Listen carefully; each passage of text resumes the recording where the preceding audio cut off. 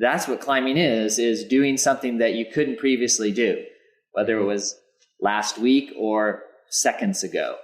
And so there's immediate reward in climbing for, hey, there's a problem in front of you, and it's just a problem, and that's what life is. And we do something, change our body position, get another tool, and we move forward and we get past it. Welcome to the Spartan DEKA series on Spartan Up with Jarod Cogswell, Director of Sport, and Yancy Culp, Director of Programming.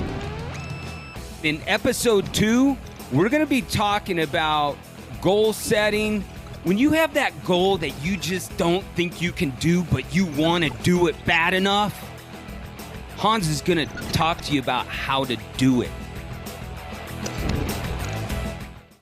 This episode of Spartan Up is brought to you by the Exogen Ultrasound Bone Healing System. Exogen is a non-invasive treatment option that can help heal your broken bone.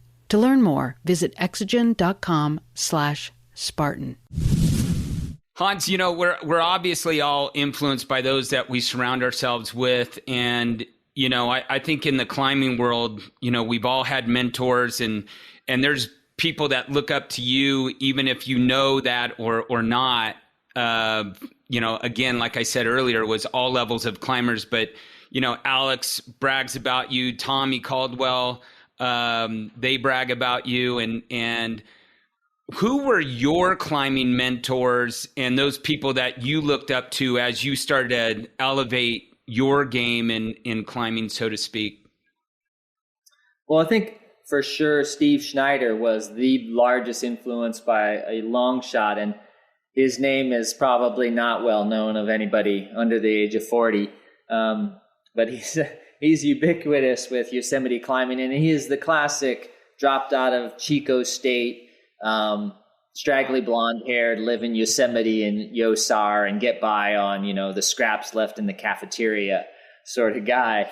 And he's, you know, a couple of years older than me, so about the same age, but he, you know, was one of the first 3 or 4 people to be a certified international course setter. So he not only was doing big walls in Yosemite, but he moved into that competition thing. And then he set the hardest sport routes in Tuolumne and set the hardest long free routes on El Cap initially, and was one of the few Americans to go and repeat a lot of these big long free routes in El Cap. And then he went and put free ascents up in Patagonia in weird terrain there. He had me follow him down there one season, and it was amazing to see his skill in the alpine environment. And not only like these skills he had in, you know, sport climbing, bouldering, big wall climbing, alpine climbing, and all this stuff, and free climbing in wild places, but he had the quintessential combination of competence and humor. And I think some of my best partners have that. Yuji Hirayama has the same, like willing to laugh things off and be joke, but have competence and seriousness when it counts, right? Mm-hmm. And humor is often more fun when you have people that you've experienced a serious, crazy situation with, because there's just like these unsaid things you can laugh about it, you know? So, yeah. Steve Schneider, and then everyone else is influential too. Yuji Hirayama, Alex Lowe, not Alex Honnold, Alex Lowe, he passed away in the late 90s. And, you know, he's known for the most famous quote I say all the time. I said it yesterday. Some guy was saying, well, I'm not one of the greatest climbers. And he was a heavy set guy that climbs on weekends. And I'm like, you know that the greatest climber in the world, you know who that is, right? And he's like, what? And I'm like, the one having the most fun. Right. Which is Alex Lowe's quote, right? Yeah. I completely agree with that. The people having the most fun, whether it's 5'4" or 5'2" or a scramble or 5'15", you know, hey, if you're having more fun than me and you're on 5'15", okay, you're a better climber than me. And if you're doing a 5'0" or a scramble, hill hiking and having more fun than me, then you're a better climber than me. Yeah. So. Hans, you've climbed El Cap over 175 times. Okay. And That's a lot of time on one mountain. I mean, what was the like? And you could climb. If you can climb that, you can climb anything basically in the world, right? And I know you've had a lot of adventures globally, but what is the allure what is that thing that just kept bringing you back to that same mountain over and over? So, just so people kind of get a reference that can view this rock face, El Cap, is 2,950 feet high at its tallest point, but it's over a mile wide also.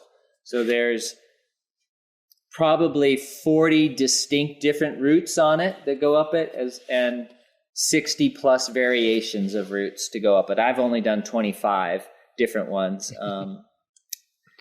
And I guess I'm just saying that to, put things in place that it's a lot of terrain, different terrain to climb. But if you see the picture, the trees are actually not as tall as they show there. I mean, there's 150-foot high trees, but the rock is just gigantic. And I'll often put this when I do a show in Seattle. I'll put the Space Needle here, and it goes only 1/4 the way up it. And if I went to Dubai, which has the tallest building in the world, it would only reach 2/3 the way up El Cap. It's only 2,500 feet. So, well, I guess more than 2/3, 3/4. And it's staggering to see how big it is. And that, not only the visual aspect of climbing it, but it is what I said earlier. It takes usually a long morning for me, or a long day for me to climb. Even the easiest route on it, the East Buttress, is 11 pitches long. And generally speaking, I'll go and it'll take 6-7 hours to go climb it, car to car. And that's a wonderful adventure. So it just provides this beautiful adventure to go and climb all day and exhaust yourself. Anybody who's done a Spartan race, the feeling afterwards of, you feel like you've earned a rest, I guess. So. Well, you think 3,000 feet in 2 hours, and I think we confirmed 23 minutes. I would got that wrong. I apologize. Go out there and get on a treadmill, put it at 60% incline, and climb 3,000 feet in 2 hours and change. And you would be surprised at how many people walking the planet could not do that. Yeah. And you did it going straight up, my friend. Right. Yeah. I'm not that smart. Yeah, I know. Hey, Hans, real quick, what is your thought on the current state of climbing as a sport? Like around here in Austin, Texas, it's wildly popular. We just had a kid win nationals, of course, in the 15 meter. He went 7.1. Wow. As the purest of all purest climbers, what if you're, some of the locals will say, man, I don't like that it's the exact same route. It's 15 meters, but some's like, well, it allows us to disperse that across the world and let everybody train on the exact same thing. If you could snap your fingers and have it set up exactly how you would want it for our youth getting into the sport of climbing where they can do it in the inner cities and whatnot, how would you set it up, my friend? Are you talking about speed climbing specifically? Yes, sir. Yes, good. Sir. That's good that we narrow into something, because it's a big subject, the whole Olympic thing. So a little background, because I have a lot of history in this. I went head to head with the human Jackie Goddard, who was undefeated in speed climbing back in 1991, and I beat him by as less than a tenth of a second. And he went on to be the guy who designed the current speed route that we use, I think, since 2009.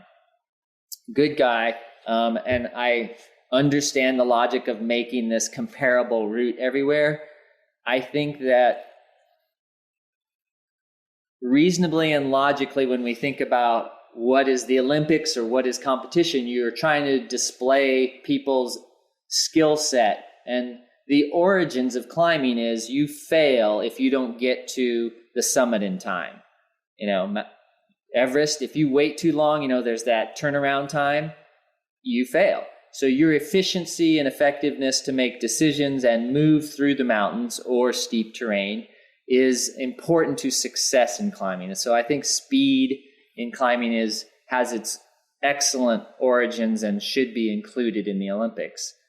I think that all of my time speed climbing, there was never the same route because we just didn't have it then. And we climbed on things that were very easy, 5.7 or 5.6, and you would run up them really fast. The current speed route is 5.10 plus. Maybe if you're shorter, it's 5.11. But we also speed climbed on 5.12s, very hard routes. And it played to different climbers' strengths. And there was perhaps something better for a shorter person or a longer person, or a person who could move diagonally quickly or whatever. So I would, if it was my world, I would make the route different every time. Make it perhaps, even the standard. I love that the standard wall perhaps is easy for everyone to set on, but I think that it would be awesome if it was vertical one time and then it was super overhanging another time, because then a different speed climber with different skills would perhaps win more so, That'd be me. It was if I were in charge. Man, I love watching those X Game videos of you too, Hans. You're just flying up the walls there. That was awesome.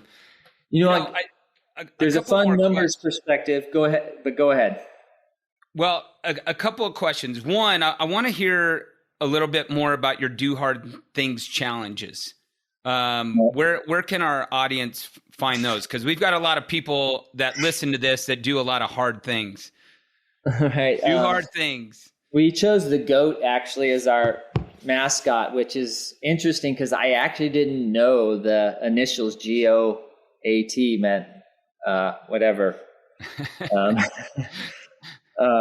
Greatest of all time. That's what I didn't know that when we chose goat as our mascot. We like goats because they're not mice and rats, so they're not lowly, but they're not lions either.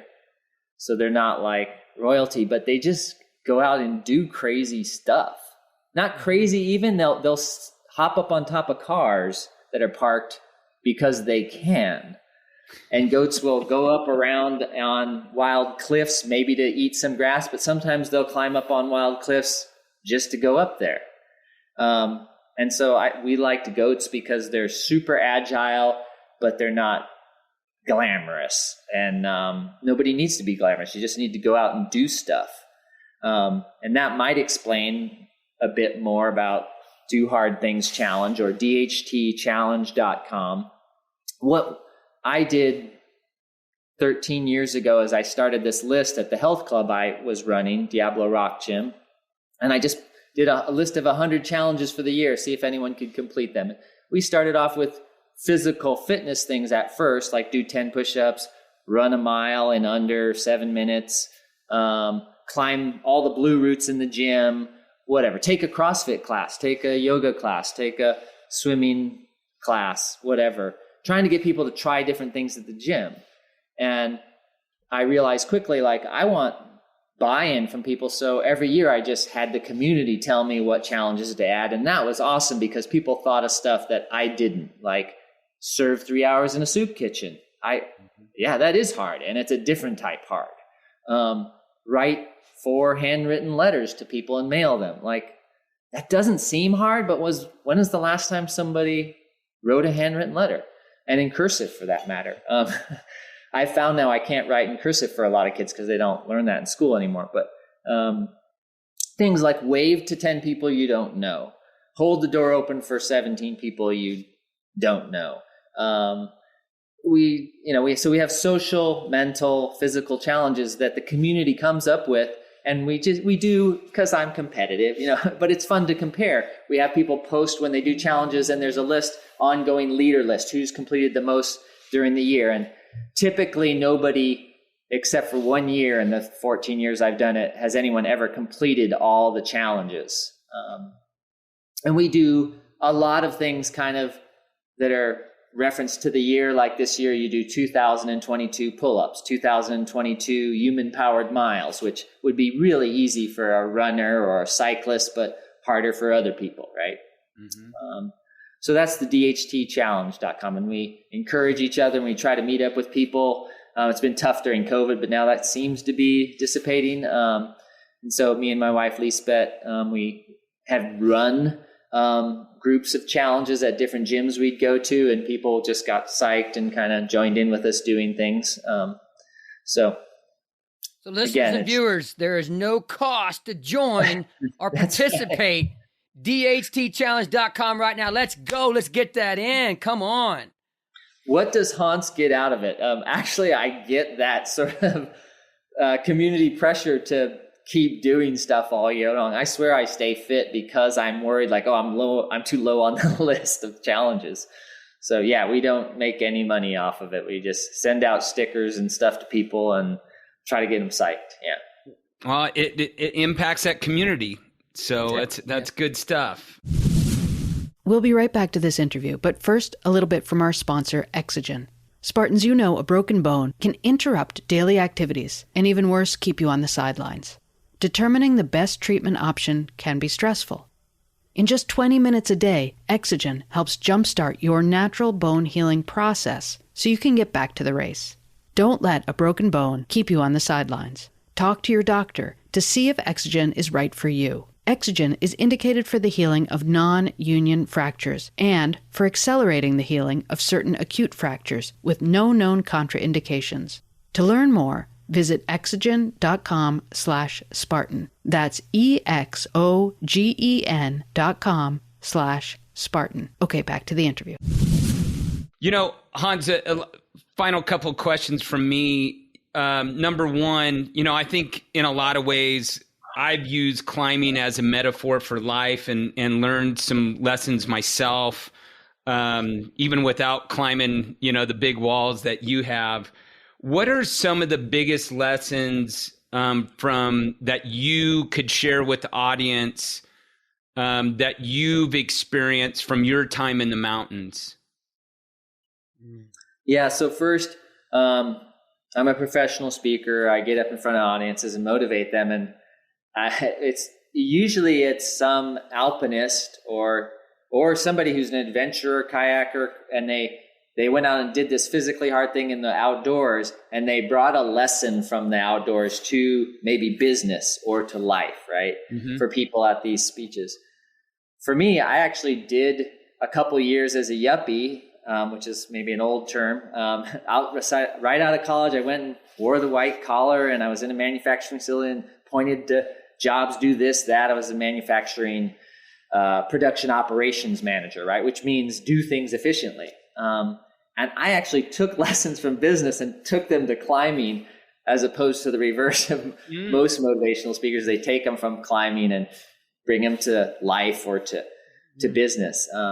But certainly, climbing has just reaffirmed for me that when I see people struggling at it and smiling, it's all about finding something you can't do, whether it's reach the next hold, and then you try again, you can't, you try again, and then you move your body a certain way and you can. And that's what climbing is doing something that you couldn't previously do, whether it was last week or seconds ago. And so there's immediate reward in climbing for, hey, if there's a problem in front of you, and it's just a problem, and that's what life is. And we do something, change our body position, get another tool, and we move forward and we get past it, That's probably the most simple and basic lesson of climbing is there's a barrier in front of you, and what's within you is stronger than what's in front of you. Mm-hmm. Stealing that from Eric Weimer, no barriers.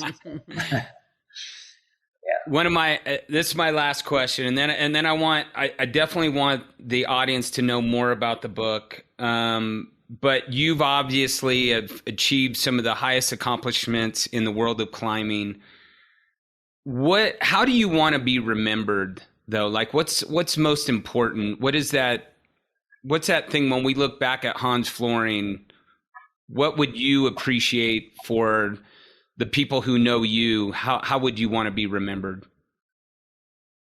I'll preface this that it's going to sound like gushy and not competitive Hans, but I go here to the crag at Red River Gorge, and people are like, "Are you Hans Florine?" And I'm like, "Yeah, I'm him."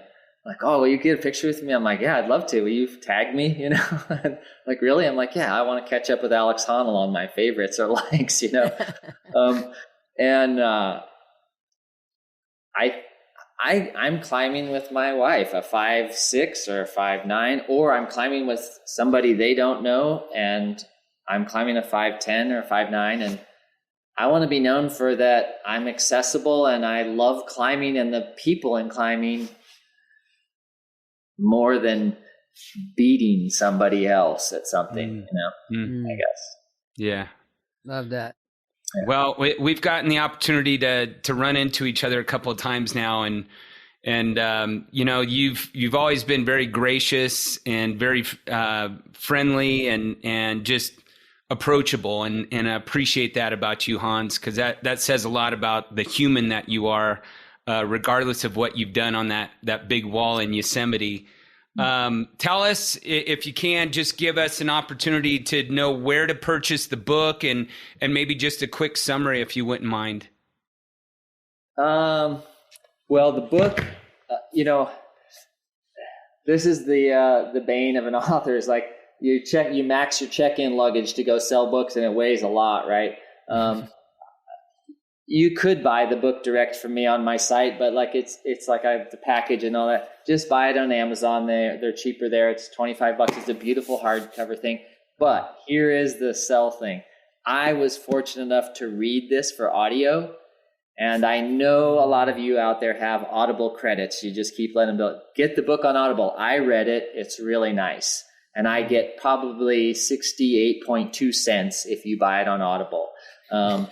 If you buy it direct off my site, the audio file, I get all $15 of it. So, whatever. But it won't slip into your Audible library so easy, or iTunes library. You'd have to manipulate the files and get them in there somehow. So there's the sales job. And the book is just really a recounting of my stories around climbing in it, or failing to climb it my first time in 1988, and then climbing it my first time the following year, and a myriad of characters I've been lucky enough to climb it with over the last 30 years. Yeah. Okay, so I have one more question. How many nights do you think you've actually spent in Camp 4? Oh, the preferred campground for climbers. Well, my longest stint was 10 days. I didn't exceed the 14-day limit, like it's kind of a badge of honor. I didn't get that one. And that was in 1986, probably. Yeah. But my total days in Camp 4 are probably probably 50 or less. Okay. Because I was always an in and an out. I'll go in, climb a route, and then you're so exhausted. I get so exhausted, I'm like, I'm going to go rest somewhere else and do something else. Because I always did big days when I was there. So. Well, you always hear about some of the characters that hung out at Camp 4, and I'm sure you know a lot of them. Yeah. Hans, you can probably understand why climbers transition very well when they come try a Spartan race. Lack of grip and pull strength, endurance, and body control is the reason for 99% of all obstacle failure in a Spartan race. So the climbers that come in and give it a shot always do really well. So on that note, if it ever works for your schedule, I would love to get out on course with you, and I am confident that you would absolutely conquer every damn obstacle out there with ease. The my friend. electrocution one sounds pretty terrifying to me, but that's on the Tough Mudder side of it. We don't electrocute you at Spartan. All right, cool. Yeah, you just have to run through fire. But well, Hans, thank you so much, man. It was a true pleasure having you on with us, and I wish you the best, and I'm looking forward to at least staying in touch with you, and anytime you're out in Colorado, I mean, if you're looking for somebody to belay, I'm your guy, man. Excellent. And I would love to jump in on a DEKA event or a Spartan race. Let's see if we can make that happen. Let's do it. Thanks again, Hans. Thank you, my friend. All right. Take care, guys. Thanks for listening to this episode of Spartan Up. Do you want to be ready for anything? Download Joe's free ebook at spartan.com/readyforanything. Do you know someone who needs a little help staying motivated, staying informed, getting or staying mentally and physically resilient? We're here 3 days every week with a mix of content to help you stay strong. From mindset to nutrition and everything in between. Listen every Tuesday to hear Joe DeSena, Spartan Race founder and CEO. And the rest of the week, join us for DEKA, endurance, and classic episodes. See you next time. This episode of Spartan Up is brought to you by the Exogen Ultrasound Bone Healing System. Exogen is a non-invasive treatment option that can help heal your broken bone. To learn more, visit exogen.com/Spartan.